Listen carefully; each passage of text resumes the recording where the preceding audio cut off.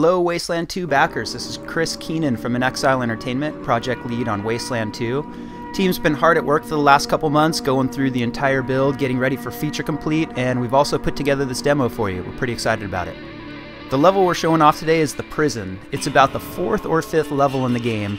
The prison used to be the home of the Rangers back in the original Wasteland, and now it's been taken over by the Red Scorpion militia after the Rangers took off. This pre-recorded message is brought to you by RSM Enterprises, Inc. The Arizona Waste is a harsh and unforgiving place. With Desert Ranger patrols few and far between these days, it's no surprise many families are wondering where they can find safety and security. Well, look no further. Happy Valley is the answer to your prayers.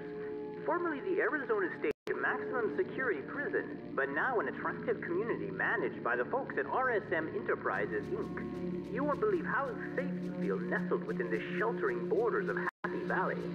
With 24-hour K9 security patrols and our Circle of Wagons street plan, you'll never need to worry about being alone or unprotected again.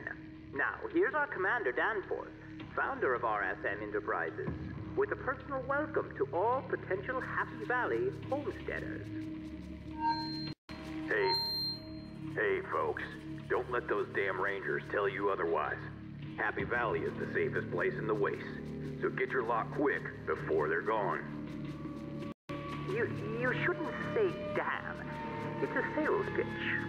Oh hell, sorry. It's fine. Next time. So here we're coming up to Fred Jarvis, which is the first encounter in the prison. This conversation is a pretty good example of something that we think makes for good RPGs. It's short-term and long-term reactivity. We define short-term reactivity as something that'll happen within the next, couple minutes of gameplay or next 5 minutes of gameplay, something that you see right off the bat after you handle a conversation or go through an encounter. Long-term reactivity, on the other hand, can happen multiple levels away, and they can have cascading responses because of it. In this conversation with Fred Jarvis, you find out that his cart is stuck in the mud and his goat really isn't doing a whole lot to help him out. So you'll see that a couple different keywords pop up on the screen, one of those being trade. If you try to trade with Fred Jarvis right off the bat, he's not going to do it because you need to help him out first.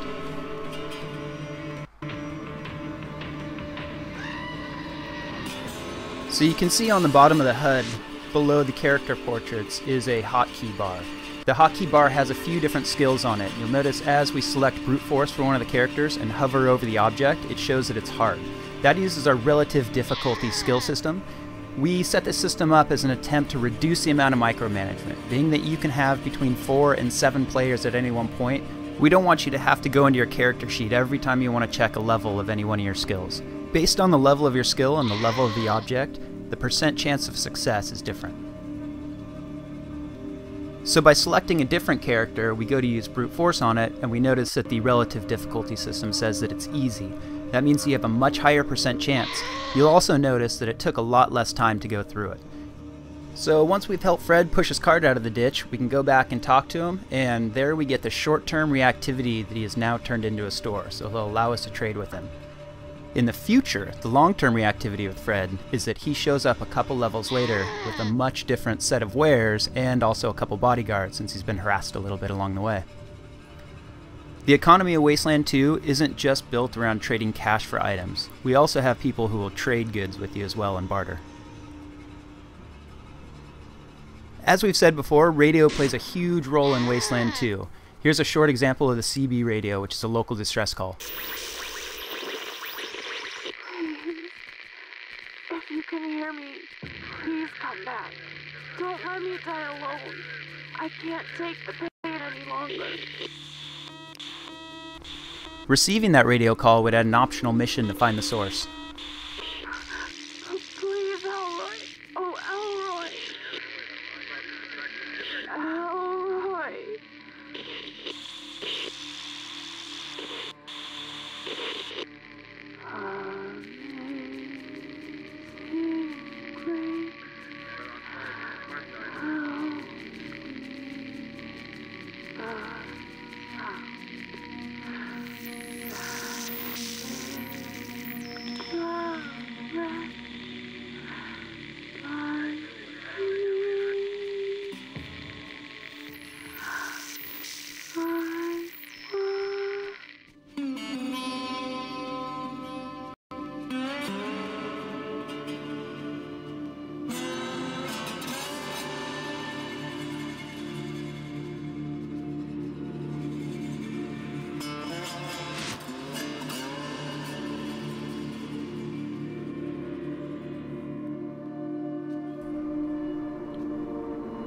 So now we've come across a sick woman who was sending out the distress call earlier over the CB radio. In the Wasteland, there's multiple ways to solve just about anything. So if you had a high level of surgeon right here, you could possibly try to heal her that way. Another option would be to head out into the Wasteland and try and find Elroy. Or a third option would even be to go out and see if you could find the medicine yourself. The final option would be to do as she's asking and put her out of her misery. You'll notice that after we killed her, there was no morality meter that popped up. There's a very specific reason for that. We as game designers are not going to judge you, the player, based on things that we think you should or shouldn't have done within each one encounter. The world will judge you though.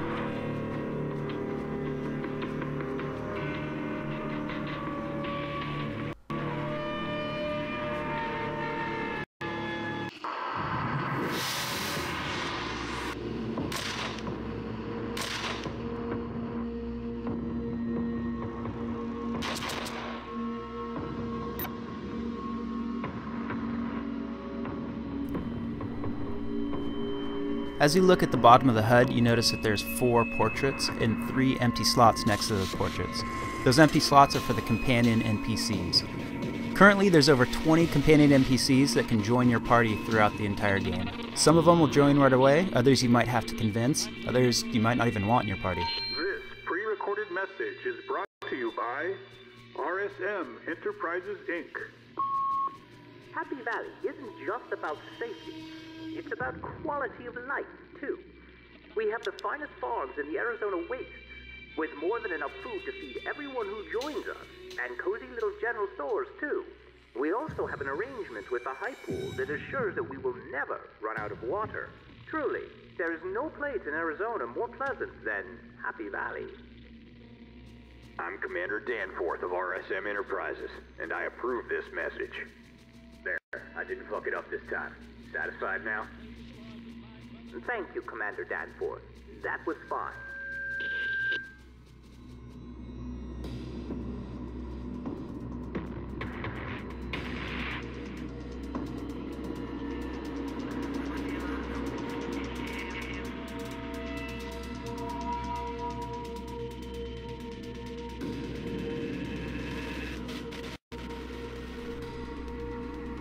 This is a good scene to give you a brief overview of the conversation system. As you talk to different NPCs in the world, you will start to discover different keywords. You'll notice that some of the text is highlighted a different color, and then the keyword pops up below. As you discover different keywords, you can use them, which will then allow the conversations to branch in different ways, possibly open up new pieces of conversation or cut off others. When we showed up on the scene, Assessor von Overbeek was shaking down poor Gladys. When we then ask him, what do you care about our guns, he turns his aggression towards us. So we'll go ahead and say yes and pay him off for the gun tax, and notice that he actually turns around and walks away. Back to the reactivity, had we said no, I can assure you it would have been a different outcome.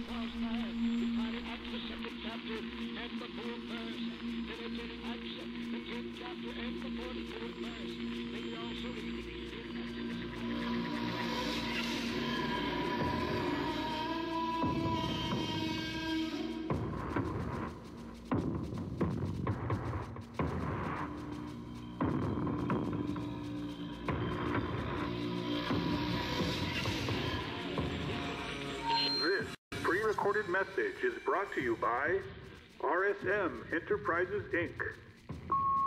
This is Commander Danforth of the Red Scorpion Militia. You're about to trespass on Red Scorpion territory. Turn around immediately. Trespassers will be shot and fed to my dogs. Desert Rangers will be fed to my dogs alive. But if you are instead a potential homesteader or interested in viewing one of our attractive farming lots, please come see us at the RSM Enterprises rental office, securely located just inside the prison. Thank you. If we were actually playing the game from the beginning all the way through, this guy over here on the right is the reason that we would have came to this level. His name is Red, but we're going to go ahead and skip past him and head up towards the hill.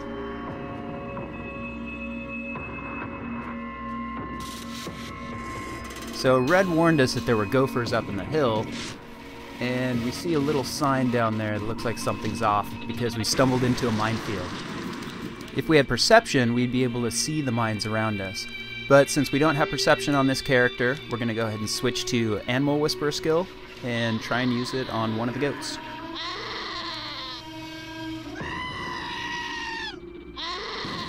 Sure enough, that worked. I promise that not all uses of Animal Whisperer are going to include blowing up animals, but going back to multiple ways to solve things, once you unveiled the mines with perception, you would then be able to use your demolition skill to disarm them. At that point, you could pick them up, put them into your inventory, and use them within combat. Another option would be just to walk through it, soak up the damage, and then go back to your field medic to have him heal you back up to full.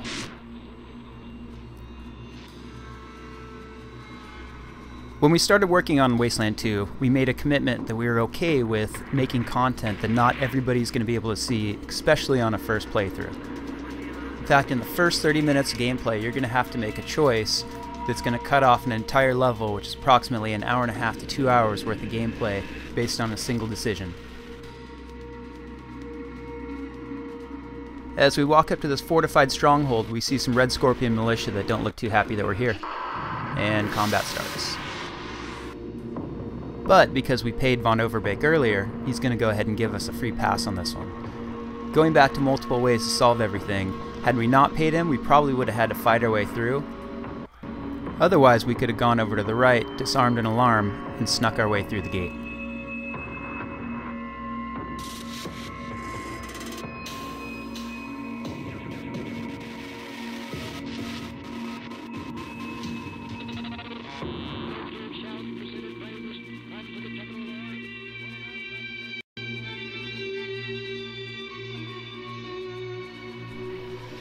So now we're about to roll up to our first major combat encounter in the demo.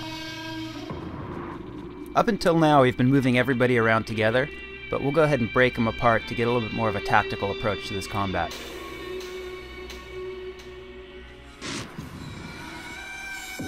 So first we're going to collect our sniper, have her move up onto a height advantage, and go into a good spot that she can overlook the battlefield.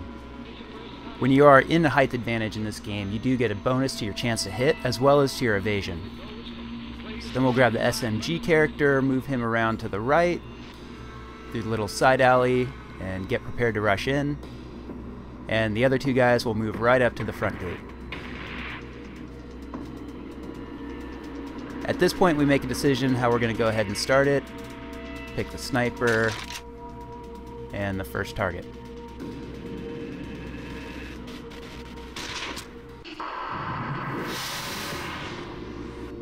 You'll notice that we do have a grid-based combat. You can either have the grid defaulted on or off as you play. When we talk about combat being tactical and strategic, there are a few design decisions that we made along the way that made this so. One of those was having a cover system, and cover does play a very big role in this game. With over 12 combat skills in the game, we wanted to make sure that whatever gun you choose can be viable from the beginning of the game all the way through to the end. Now that doesn't mean that every single situation that gun is going to be useful. It's all about the trade-off. In our game, bullets are extremely scarce, which means that something like a handgun is going to be very efficient using each one of those rounds. If you always walk in with an SMG on full burst, more than likely you're going to lose a lot of rounds to misses because of a lower chance to hit. Higher caliber weapons like assault rifles and sniper rifles are going to use much more expensive rounds, but there comes a trade-off again. Those weapons have a much higher penetration value. Bullets have both a penetration value and an expansion damage value. This comes from the type of bullet that it is. Hollow point bullets are going to have a much lower penetration value but will deal a much higher expansion damage. Armor-piercing rounds or depleted uranium rounds are going to have much higher penetration values. There are many more details and weapon combinations to be found within the Wasteland, but now that you know the basics, we'll go ahead and let combat play out a little bit.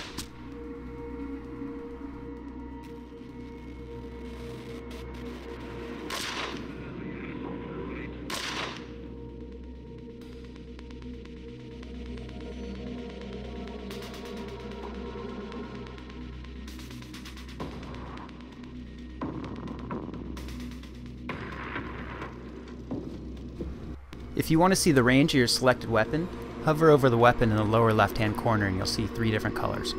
The yellow represents your base chance to hit with that weapon type.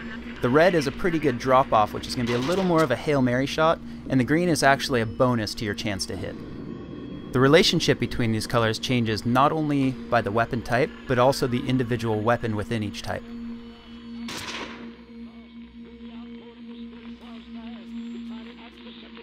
The final 3 enemies coming into combat were called in by the leader. That's one of his AI actions. Something we try to do in this game is make sure that there was enough AI to constantly keep you guys thinking and on your toes. The 2 heavily armored guys that came in with the big machine guns, you'll notice that they won't take cover. They move a lot slower, but they're going to do a bunch of damage quickly. The little unassuming robot is the Disco Bot. He's more of a support type character. He'll try to get to a zone where he can spot as many rangers as possible, paint them with his lasers, which is immediately going to give everybody who fires at those rangers an additional chance to hit bonus. If one of your characters had synth tech, and you could beat the skill check on the robot, you could potentially turn him onto your side, which would make him chase after his guys and give you a bonus.